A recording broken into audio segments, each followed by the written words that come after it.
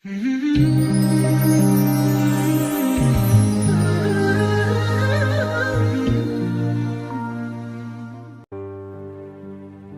dalka Thailand waxaa ku nool qabiil loo yaqaan Badawiin oo ku caanbaxayn dheereynta luqmaha ama qoorta iyo lugaha, taasoo ay adeegsanayaan xirfad dhaqameedka ay ka dhaxleen awoowayaashooda.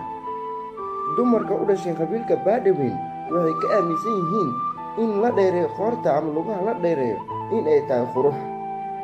carruurta marka ay ka yihiin da'da qaangaarka, qoorta waxay ugu xiraan biro, taasi ayaa u suurtageliso in ay qoorta dheeraato.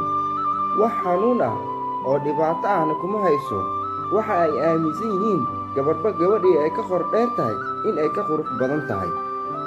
sababo la xidhiidha diinta Buddhismka ay aaminsan yihiin awgeed, 3 ama 4 ayay dheeraanaysaa lafta dheer ee xidhiidhisa saableyda feeraha iyo maskaxda.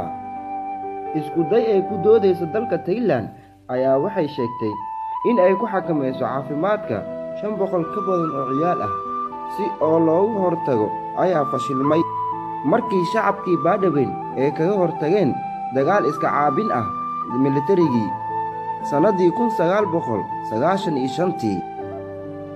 waxaa jira hooyooyin u tababaran xirfadda qoor-dheeraynta, hase yeeshee ma jirto qoor gacantooda wax ku naqatay ama ma jirto wax kiis laga diiwaangeliyey goobaha saldhigga booliiska.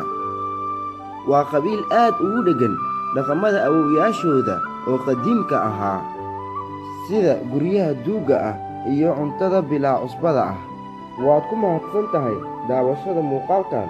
fadlan haddii ay tahay markii kugu horeysay, taabo calaamadda subscribe-ka. haddii aad muuqaalkan ka heshay, like saar una sheer garee asxaabtaada. tan iyo muuqaalka xiga, sidaas iyo nabadgelyo.